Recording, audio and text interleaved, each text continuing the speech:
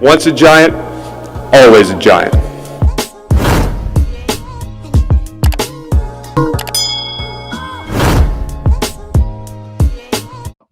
Welcome back to All Things Giants. We are here with Justin Penik from Talking Giants. We had his co-host on a few episodes ago. I am actually really excited for this one. This is one of the smartest guys I've seen on Giants Twitter. One of the algorithms. He's one of the smartest guys when it comes to the analytic things like that. I'm not a big stat guy myself, but it's really amazing to watch. But we're going to take it back. We're going to start. First, I'm going to ask you, what brought your love for football? What got you into football? Was like, okay, this is the sport I really enjoy watching and I want to put my all into. Well, my father's a Giants fan, so grew up a Giants fan, obviously. But the moment where I became, the crazy diehard Giants fan that I am was attending Week 17 of the 2007 season, Giants against Patriots. They lost that game. They lost 38-35. But there was something about that football game from start to finish. And I was at that game, and I attended that game, old Giants Stadium, red seats and everything. There was something about that football game where it meant nothing for the Giants. It meant a lot more. It meant kind of nothing to the Patriots too, because they already clinched their playoffs. They clinched home field advantage, but they had a 15-0 record. So they were fighting for the first undefeated 16-0 regular season. So the game meant everything, but it also meant nothing at the same time. And just to go there and enjoy a football game for what it was and the beauty of the sport from start to finish. Everybody likes high scoring games too. I mean, let's be real. Let's be real. That 10-7 Super Bowl that a couple years ago for the Pats and Rams. I know the big fan of the 85 Bears probably really enjoyed that game, but let's be real. Scoring in football is fun. Or throwing the ball is fun in football. And that's what that game was. From start to finish, it was an insane game. I was at that game and I was kind of in love with that team from there.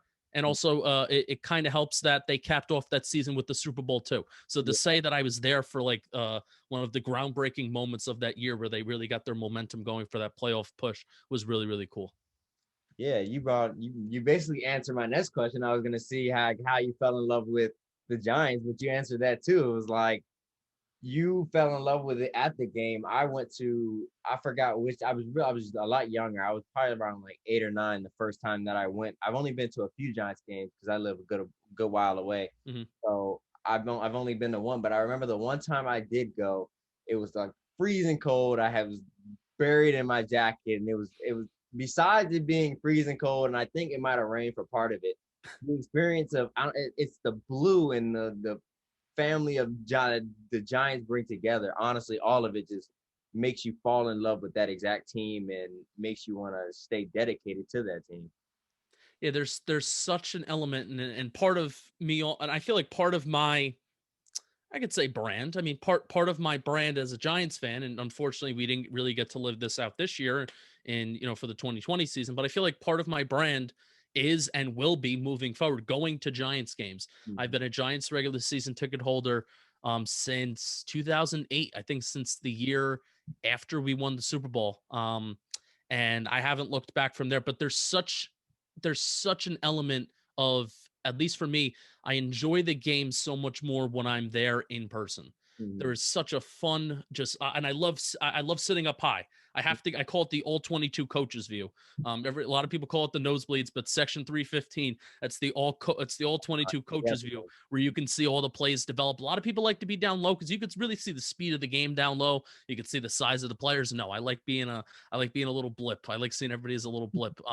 But it's just so great being there. And I honestly feel like I can watch the game better when I'm there versus on TV because I've been to so many games. But you got to make it back soon. We got to come to parking lot K12 and tailgate with me. We'll have a hell of a time. Yeah, I was 18 now. I can do that on my own. I do plan on although the Giants are, and I don't know how the season's gonna go, but I do before it depends on where I go to college, but I want to make it to a Giants game this season. I want to experience. The last time I went, I was much younger, and now I'm much older. I can experience it much better. I honestly want to go to a game, and 9 times out of 10, I would expect to see you and Bobby. I would expect to see so many Giants fans that I've met, and it would honestly be an amazing experience. Hopefully, COVID slows down to the Mhm. point where we don't have to wear masks or anything, and we can really have the full experience of going to a game. But yeah, I live in Washington, and I actually own my family owns season tickets for their stadium, although we're Giants fans. So a lot of the time that we have a suite there, and a lot of times that the Giants games are on, we're not even caring about what's going on the field. We have the Giants game on the TV, and we're standing up watching the Giants game, screaming because something's happening. And honestly, it's the best part about it is the family and things like that. And I can only imagine you you've grown a great relationship with Bobby and things like that because of the Giants. And I know that's the one thing that I like most about it is, like I said, the family and how it brings different bonds together. Like I've met so many people since I've started my Twitter, and being a part of Giants Twitter and things like that. And it's a great experience. Yeah, and Bobby and I met. We were doing our different various shows. I was doing a show called Bleeding Blue that now I have rebranded into like a Giants history show, but that was like my everyday show. Then Bobby was doing Talking Giants with Danny King throughout the 2019 season.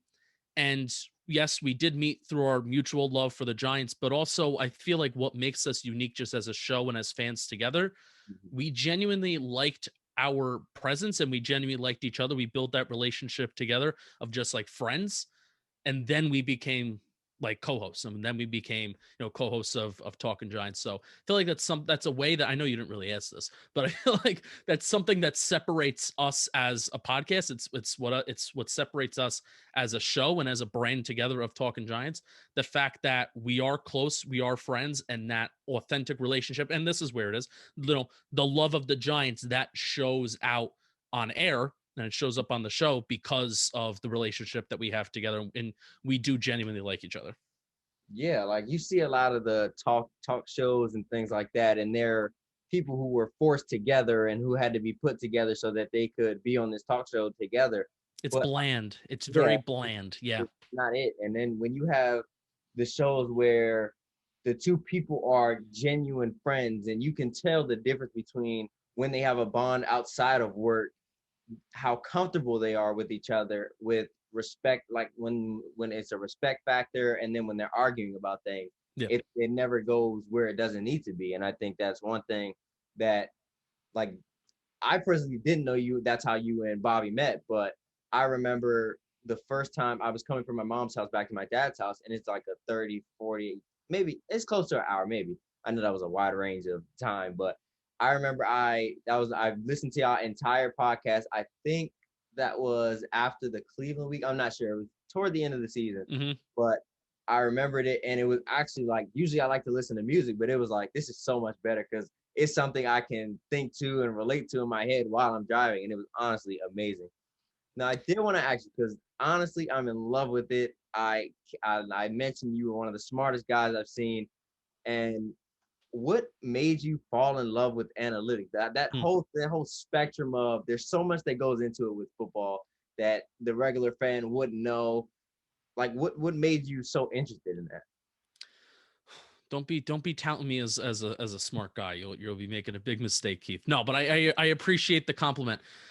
So it actually, what led me to, analytics, and I guess, being one of the leaders of push, not pushing, I don't want to push any narrative, right?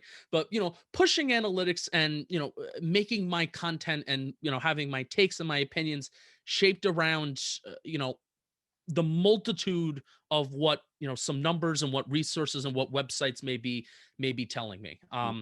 So why I ultimately started to go towards analytics is, at the around the end of the 2019 season, I was looking at what I will be honest, so we were at different shows. Bobby Skinner and I, we were at different shows in 2019.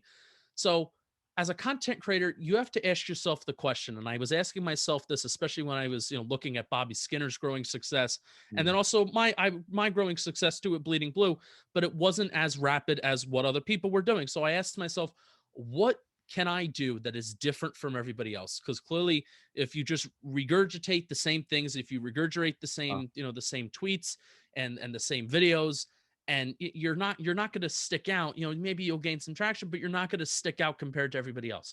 So there was this whole debate of, Daniel Jones, and is Daniel Jones good enough? What kind of year is he having?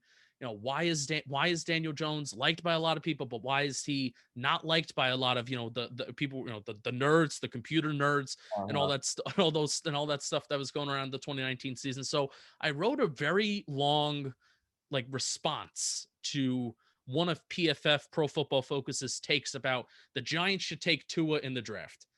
And I wrote a very, very long kind of a blog at the time, and it was looking at, EPA data, expected points added, and it was looking at, the expected points added and the value that the Giants lost due to turnovers, and thinking about how those turnovers are manifested because Nate Solder was the worst left tackle in the National Football League, but how productive Daniel Jones was in certain games, and why committing turnovers as a rookie isn't necessarily the worst thing in the world. So looking at all those, data points, and I didn't know what I was doing, by the way, and I'll say this right now, I am not an expert on analytics. I am not.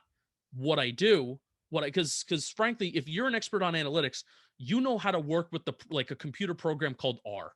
It's what you learn in your statistics classes. It's what you learn in a business school. I have my bachelor's of science in criminal justice. I don't know about numbers. I don't know about analytics. I was kind of planning on maybe possibly going to law school after I graduated school. And now I'm kind of doing this Giants stuff and media stuff, which is kind of wild. But I don't really know anything about analytics. But what I do and what I started to do after that article kind of hit, that blog and that response, it was retweeted by Carl Banks. It was retweeted by PFF themselves.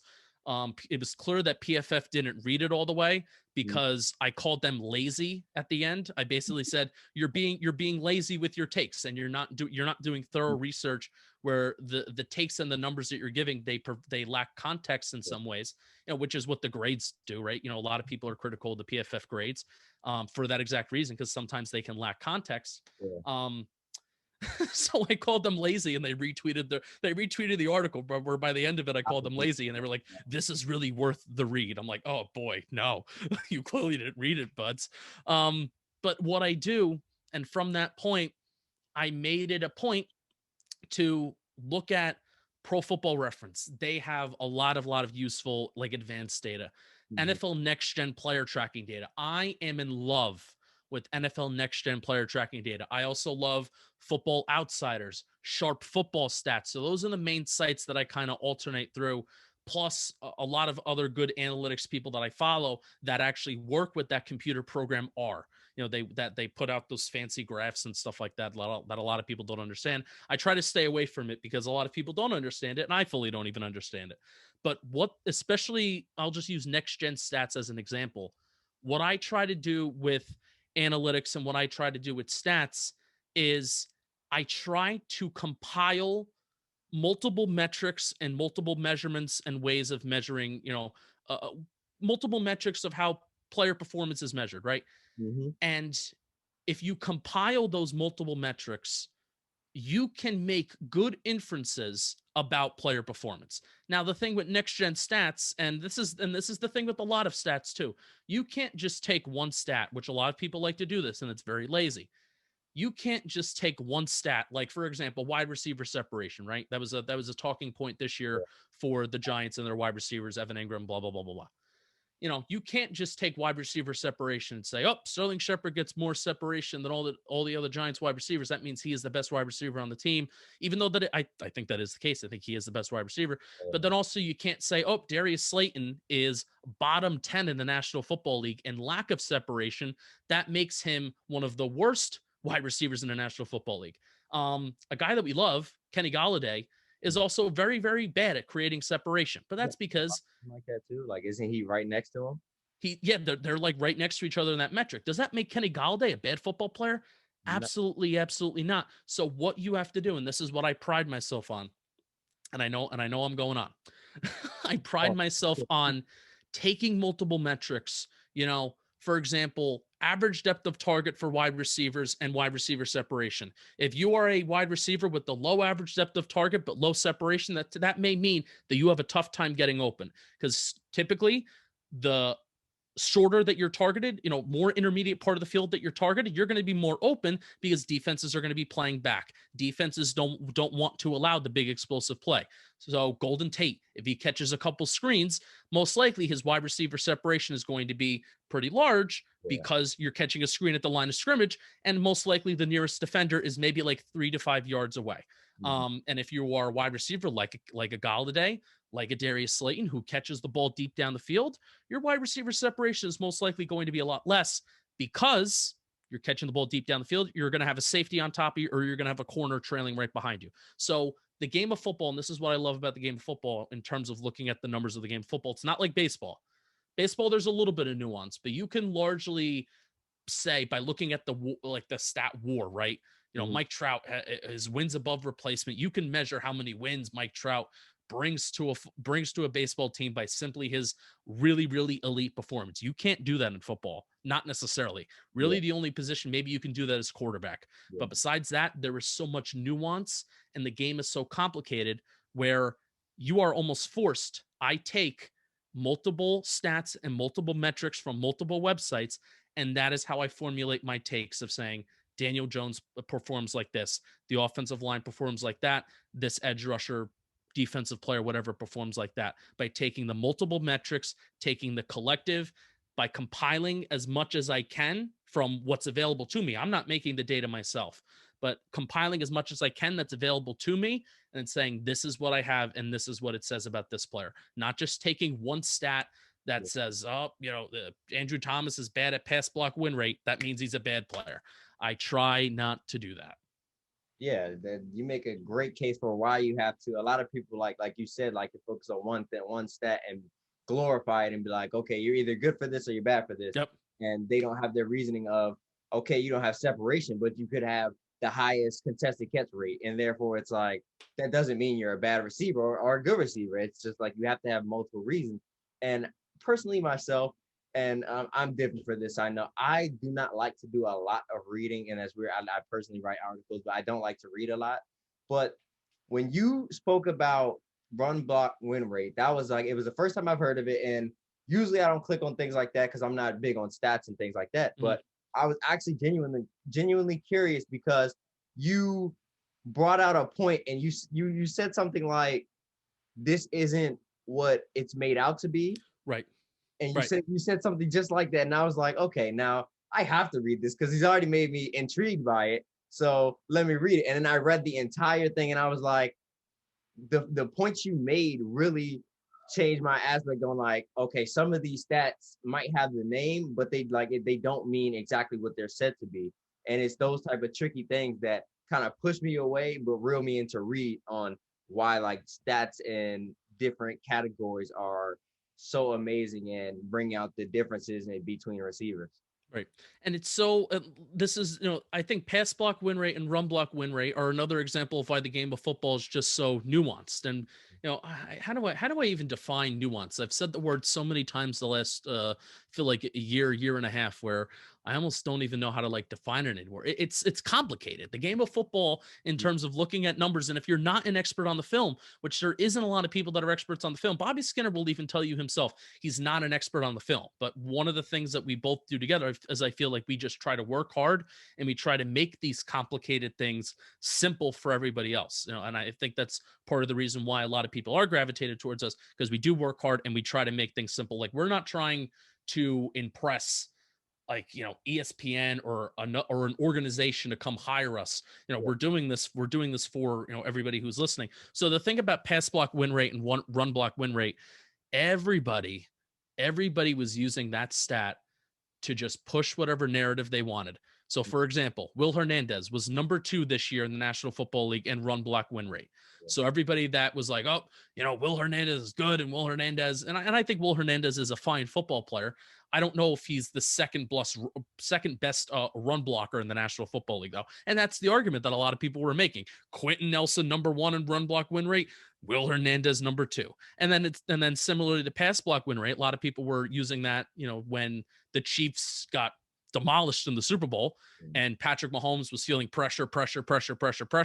People were bringing up that stat. Oh, do you see how important an offensive line is? The Giants were 32nd in the NFL in pass block win rate.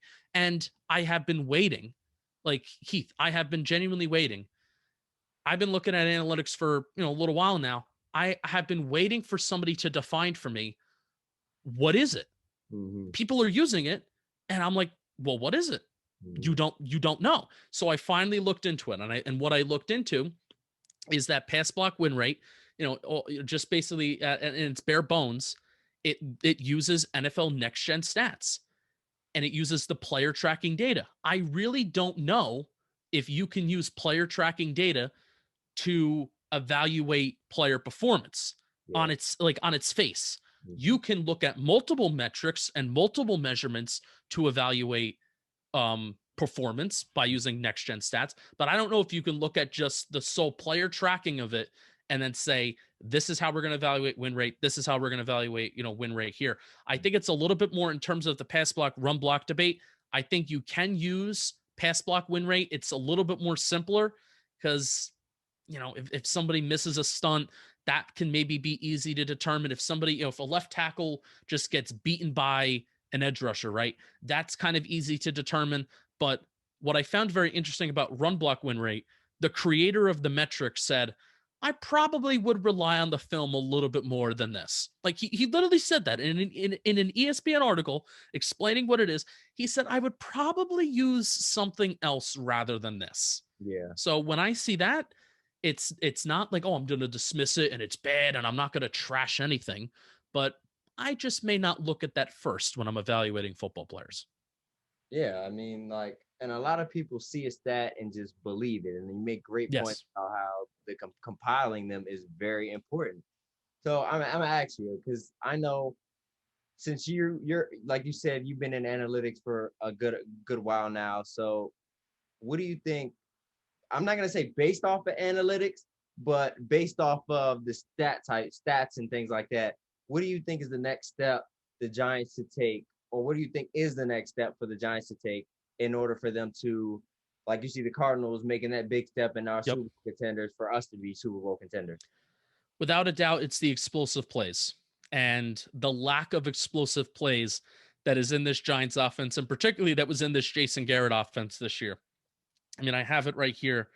This is Sharp Football Stats. Sharp Football Stats. This is probably the thing that I most look forward to checking each week, in terms of I just wanted to see what it was.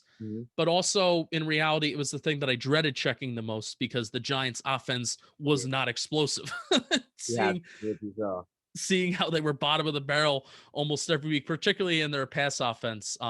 So how Sharp Football Stats categorizes an explosive play is a pass play that is at least 15 yards, that goes for 15 plus yards, or a run play that is 10 plus yards. So the Giants offense explosive play rankings this year in 2020, when you count both the rushing offense and the passing offense, they were 25th in the National Football League. Their pass game, they were 30th. So, they were the third worst in the National Football League at producing explosive pass plays. And in the run game, they were 17th, which is kind of impressive considering Saquon Barkley wasn't there, and also considering Daniel Jones's legs were non-existent for the first couple games of the season because Jason Garrett refused to use Daniel Jones's legs, and then for the final part of the season where Daniel Jones could not use his legs because he had some injuries there. So that's how they were able to produce explosive plays in the run game is kind of impressive. But let's face it, the league is built around throwing the ball, right? Unless you are the Baltimore Ravens, unless you are the Tennessee Titans, unless you're the San Francisco 49ers, unless you are one of those teams that can impose their will in the run game, which I'm not against, but where are these offensive linemen coming from the Giants, and where is this kind of trend going to come from? Okay, the Giants are now ready to be a team like that. They're not ready to be a team like the Titans. They're not ready to be a team like the 49ers.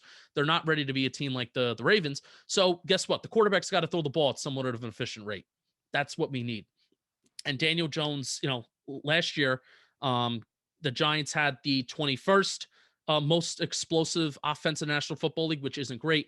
you have to consider 2 games without Eli, another 2 games with Eli, 2 games with Eli towards the end of the season. So again, Daniel Jones missed time with injury. And in the run game, they were 7th in terms of their explosive play offense. And overall, they were 14th. So they took a 11 spot downfall in Daniel Jones' second year in terms of producing explosive plays. That's not good. What explosive plays do, and this was the main lesson that I learned this year from looking at Giants stuff. What explosive plays do for you is, a 20-yard play, a 15-yard play, a 25-yard play.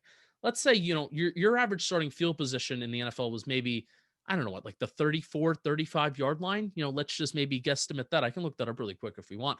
But let's say on average, you start at the 34, 35-yard line, 15 plays, you're at midfield. A 20-yard play, you're over midfield. You're at the 50-yard line. Maybe you get a first down and it's a 2nd and 5, it's a 3rd and 5. You rip off a 20-yard play, you're in field goal range. Yeah. You're in the red zone. So what they do is they jumpstart drives. They jumpstart drives where it flips the game script. The game script of, the NFL teams have certain plays where you call it between the 40-yard line and the 40-yard line. The 0, the 1-yard line when you're in your own end zone to the 20-yard line to try to get you out of there and try to maybe, you're a little bit more conservative when you're in your own red zone and when you're in your own end zone versus when you're at midfield. So it flips the game script when you're in field goal range, when you're in the red zone. And the Giants just didn't have that. Dan Schneider puts it best of CBS Sports in the Big Blue Banter podcast. He says the Giants offense this year and Jason Garrett's offense is designed to get 10 yards every 3 plays. That is just not sustainable. Not sustainable, because there have been some smart people that work at Sharp Football Stats that say if you don't have an explosive play offense and if you don't have drives that kind of, I don't want to say rely on explosive plays, but if you don't have drives where you can get explosive plays consistently, somebody is eventually going to mess up in a drive. Evan Ingram is going to drop a football. Yeah. Evan Ingram is going to pop a ball up in the air. An offensive lineman is going to hold, which a 10-yard penalty is such a killer. I mean, it kills drives time and time again. So if you're constantly relying on 10, 11, 12 play drives to put 7 points on the board, that's not sustainable. And we saw that this year with the Giants. Yeah, you literally took the words out of my mouth. I was gonna say when I watched the games with my dad and the Giants get a hold or a false start, we'll just be like, "Oh God, the drive's over." Those are drive killers with us because we just don't take shots downfield. We don't try to move the ball downfield, and that hurts us a lot because when you're taking 5-yard passes and 3-yard check downs consistently, you're not gonna pick. You might pick a first down up maybe once or twice, but then you're gonna have to punt the ball because now you can't move the ball. You're not taking shots downfield. And like you said, it takes one Evan Ingram pop up for the ball to go over to the defense. And then now our defense has to stop them. I wanted to ask you a question because I know it's going to come up. I want to ask you before everybody. I mean, I've heard people start to ask it, but before it becomes popular, say the Giants have a slow start, knock on wood, but say the Giants have a slow start and it's not looking too good for us. Would you consider trading Sequon? I know we talked about explosive plays and he is really our explosive play guy, but do you think trading him away would help this offense? Well, I don't think trading him would help the offense. Not help, but like give us pieces like draft picks so then we can start to focus on the offense and start getting some weapons. Yeah, there's probably some smart people that can better answer this for me. The Giants may be able to, and this is so rare, by the way, to have like a first round pick. And, we're going to see we're going to see what's going to happen with Dak Prescott, but it's so rare to have a first round pick just walk away from the team, right? In terms of losing him out in free agency, the Giants may very well, and I'm serious when I say this. And, again, I don't want to say I'm not the smartest guy, but this is just me predicting. There is a chance that you can get more from Saquon Barkley if he were to walk away from a compensatory pick standpoint in terms of the money that you get, the money that he's going to get paid in his next contract, and then the stats that he puts up. Those two things kind of determine what pick a compensatory pick is going to get for the team next year in terms of what they get compensated for. There's a chance that Saquon Barkley, we can get more of a compensation for Saquon Barkley if we just let him walk versus trade him. There's a chance. Now, I'll just answer your question. The reason why I say yes to your question is because I am scared of paying a running back. I'm sorry. That's I'm scared of it. what it is. And it's not that I hate Saquon. You know, I did disagree with the pick, but I'm not one of those people that constantly just bring it up over and over again. I try to think and I try to evaluate, hey, we have this guy on our team. How can we actually use him correctly to try and win football games? And I'm scared of paying a running back because every single running back contract, you know, we're seeing good things happen with Derrick Henry and the Titans. We're seeing good things happen with Alvin Kamara. I think Alvin Kamara is the only running back that's worth the contract, by the way. But we see time and time again what is happening with teams that pay running backs, and it is just devastating results. Now, Derrick Henry didn't necessarily have an injury history. Alvin Kamara didn't necessarily have an injury history. I mean, yeah, what did he have? A high ankle sprain last year. He had some kind of minor injury that he played through and he needed surgery on. Okay, sure. But Saquon Barkley has had a little bit of an injury history with the high ankle sprain and now the torn ACL. And if you really want to lock that guy down, good luck. I mean, really, really good luck. So I would consider trading it, but I think it's very, very unlikely that they do that. Yeah, I talked to my dad about that whole thing way like around while the season was going on because I feel like you could get a good amount back for him. And then, like you said, you see, like you mentioned, you didn't mention like how Chris McCaffrey got paid, and then he played what 3 games this season. Although he was very impactful in those games, that's 13 games he missed out on. And if I'm paying you all that money, I kind of need you to be available for me so that I can use you. And the thing is, how valuable was their backup, Davis? Yeah, he came in and did. He's a stud. He was a stud. He's the reason why people are like, okay, you didn't have to pay McCaffrey all that money because this guy who was, he wasn't a high, I think he was like a 4th or 5th round pick a couple years back. He just steps into your offense and he produces. And it's like, okay, I'm paying you while you're hurt, and this guy came in and produced on a lower end deal. And I think I saw a stat of like the last 10 Super Bowls, the running back wasn't getting paid more than like something like $2 million. They weren't getting paid that high, and they were making the case why you don't pay running backs. Yeah. That's certainly a fun stat if you have the opinion of, you know, you don't pay running backs and you don't draft running backs high. But here's my data driven point that I say about, you know, running backs. There's a metric on NFL Next Gen Stats, which I love. They introduced it this year, or they started to make it public this year. Mm-hmm. You know, what a lot of it, Next Gen Stats, what they do, a lot of it's private, and they're working on the data, or they just sell it to NFL teams, and then eventually they make it public. So that's what they did with this metric, and that metric is rushing yards over expected. So based on the player tracking data, there is a metric and there is like an algorithm that is able to track what is the expected yards on a given play, especially on a running play, you know, based off of how many guys are in the box, right? Is it an 8-9 man box? You know, are the Giants lining up in 11 personnel where there's 3 wide receivers, 1 tight end, 1 running back? Are they lining up in 12 personnel where there's 2 tight ends, 1 running back, 2 wide receivers, etc.? So depending on the personnel that they're lining up in. So what that metric says, and they compiled it for all of the 2019 season, let's take that for example.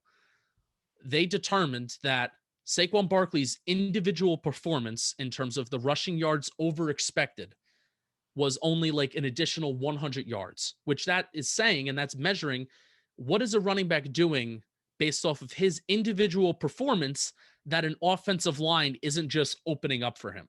So the argument is for a lot of running backs is that they're replaceable and they're not valuable because it is so dependent on what an offensive line does. You know, if you are somewhat athletic, if you're somewhat fast and you have the slightest bit of vision, you know, under a good offensive line, like the Ravens, like the Titans, you can get 4 yards, 4.5 yards per carry, and it could be totally fine. Doesn't matter who you are. And you saw that this year with the Panthers, for example.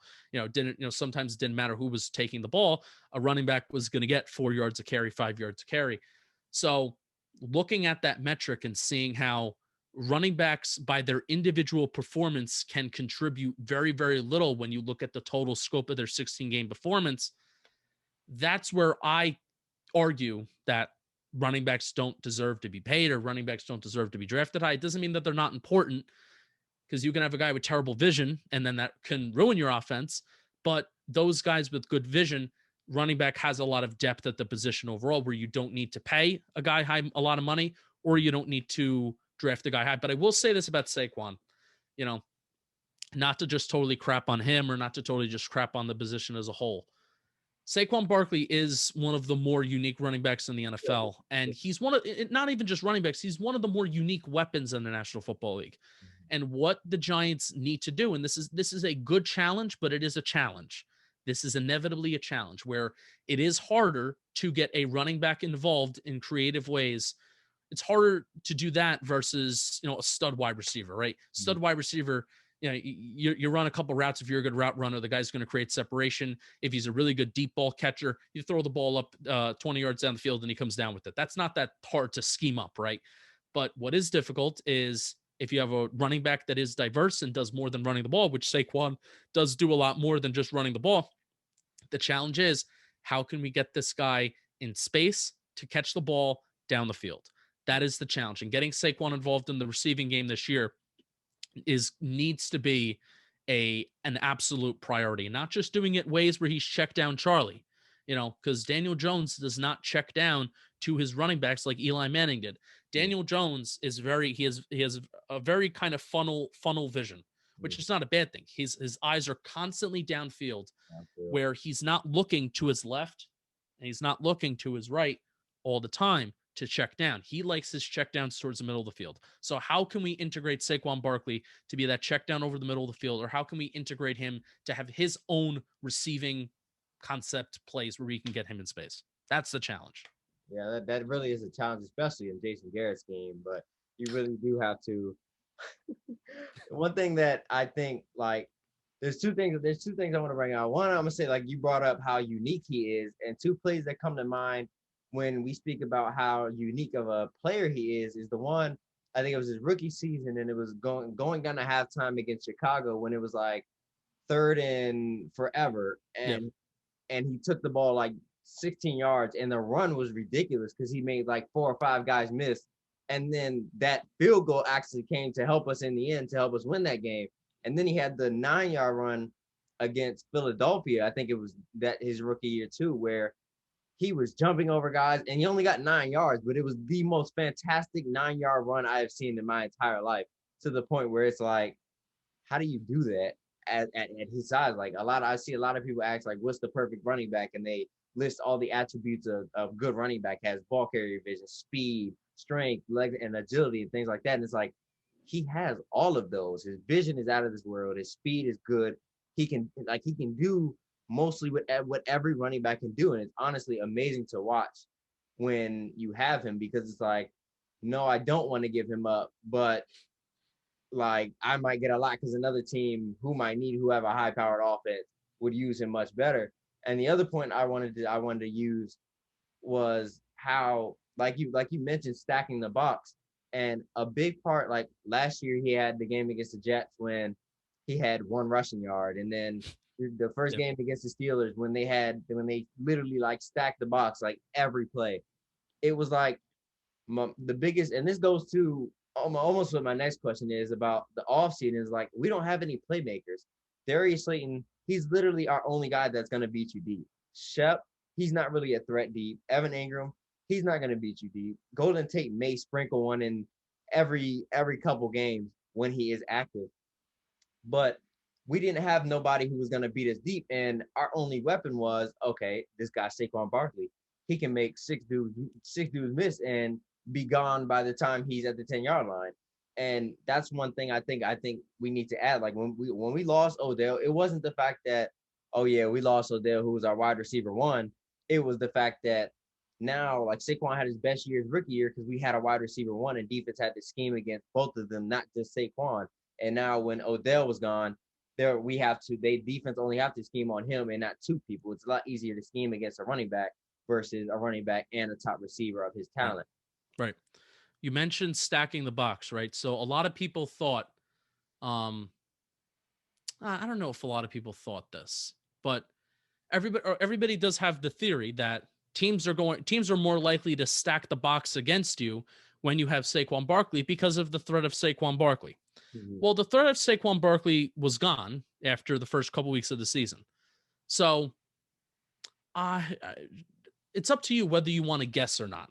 And you might have, if you listen to the podcast, you might have already heard me say this, but it's up to you whether you want to guess or not. Do you want to guess the percentage of carries Wayne Gallman had this year where there was an 8+ man box when he ran the ball? I know. You want to guess? I was happy that when you mentioned you watched it, I remember it's at the tip of my. I know it's a high number because it was like teams were still stacking the box against us. Yes. It was of the higher number. I don't remember what the exact number was, but I know for sure it was on the higher. It was on the higher of the higher end. So it might be tops in the NFL. It's definitely top 3 in the NFL. 42%, which is insane. Yeah. 42% of Wayne Gallman's rushing attempts this year came in an 8+ man box. That is absurd. Insane. I don't think teams are stacking the box because the Giants have Wayne Gallman, right?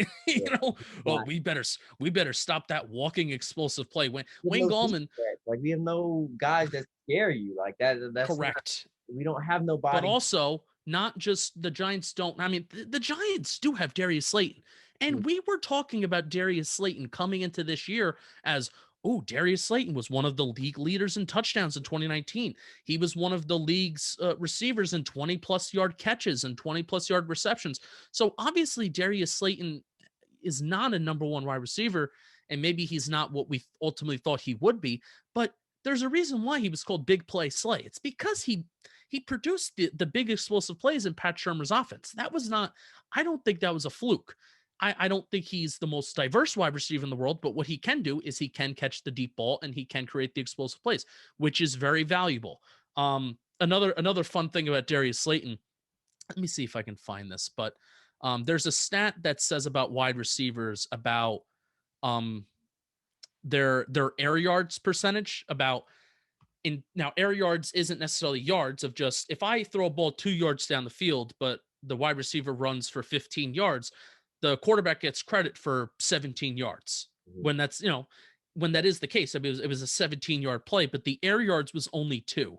So Darius Slayton this year, in terms of air yards, he accounted for almost 35% of the team's total share of air yards this year. So one player received 35% of the total air yards of how far the ball went in the air. One man. And let me name you some of the other wide receivers that had the most highest percentage of shared air yards. Terry McLaurin, number 1 wide receiver. Justin Jefferson, stud. DK Metcalf, stud. Tyreek Hill, stud. Devontae Adams, Stephon Diggs, DeAndre Hopkins. Is Darius Slayton any of those wide receivers? Not even close. No, and that's not a knock on Darius Slayton. He's not bad. No, it's not a knock on him. It's just the fact that we were relying on Darius Slayton to share so much of the, big plays that this offense was trying to produce, when that shouldn't be solely his job. He should be part of the equation. He shouldn't be the answer. So, it's partially when you consider all of the, the Wayne Gallman rushing attempts and stacked boxes and overly relying on Darius Slayton. It's the fact that the Giants didn't attempt enough deep passes this year where you can still, or not even attempt, but Bobby Skinner just talks about running deep concepts where even if you have no intention on throwing the ball to Golden Tate, 30 yards down the field, just try to stretch the field, take a safety out of the box, take a corner, take somebody out of the box. So there's one less guy that you have to worry about that's close to the line of scrimmage. So that was the frustrating part about this year, is that yes, there was a lack of skill position players, but also there was no effort to make things easier on the running game. And especially there was no effort to make things easier on the offensive line, because what happens when you have such a conservative offense, a defense is going to look at the Giants offense and say, they're not going to throw the ball down the field consistently. We may be beat once or twice, which we're fine with, but we're going to blitz the living crap out of the Giants offense. And we're going to be fine with it because we know that they don't have the cojones, and don't have the balls All D. to throw it deep. Going over. So they were willing to blitz, which makes the offensive line look bad, right? And the whole pass block win rate thing. I'm not going to win a lot of battles if I have to block 3 guys in front of me because all these guys are blitzing and moving in different directions. Yeah. So the whole theory is if the Giants can stretch the field a little bit more, it takes some guys out of the box. It will make Saquon Barkley more effective. If we throw the ball deep, I think just the offense will be, if we throw the ball deep more, we attempt more deep concepts, I think the offense will just be more successful overall because Daniel Jones can complete those deep passes at somewhat of a high rate. That's what we learned this year. So if we can, if we can do that one thing, and this is where hopefully Freddie Kitchens comes in, where he's becoming more of an advisor now. If we can do that one thing, I think it will open up so many other things around us. So, and it all stems back to the explosive play data, which we kind of started off this whole conversation with. Yeah, we started talking about Sequon, and we went many different routes. I'll wrap it up, and this is a question I know everybody. It's a little too early to tell before free agency and things like that, but I'm gonna ask you which you're like, if you were Dave Gettleman, what would you do at the 11? Would you trade up, trade back, or stay there? Because I know a lot of people have 1,000 different opinions on this, but like, what's your, I don't want to say dream scenario, because obviously a dream scenario is like Penny Sewell falling or Jamar Chase falling, one of those things. But realistically, what would you do at that pick?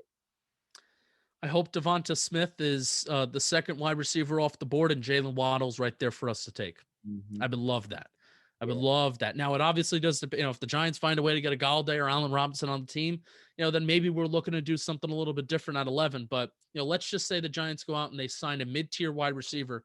I would still be very fine with bringing in Jalen Waddle and having him come in here to, the expectation would be for him to be kind of like a Tyreek Hill. That would be the expectation. Not saying that he would meet that production, but the expectation would for him to be that gadget kind of player that expands the field and can kind of do it all for you. So that's my dream scenario, because also the Giants would be forced, and I mean forced. You have to throw the ball deep. You have to use him, and you have to use him creatively. You can't just use him on 5-yard curls. And if they do, that's blasphemy. And, a lot of people probably deserve to be fired, because if you take a playmaker like that and you don't use him creatively, shame on you. So they would have to use him creatively, which excites me.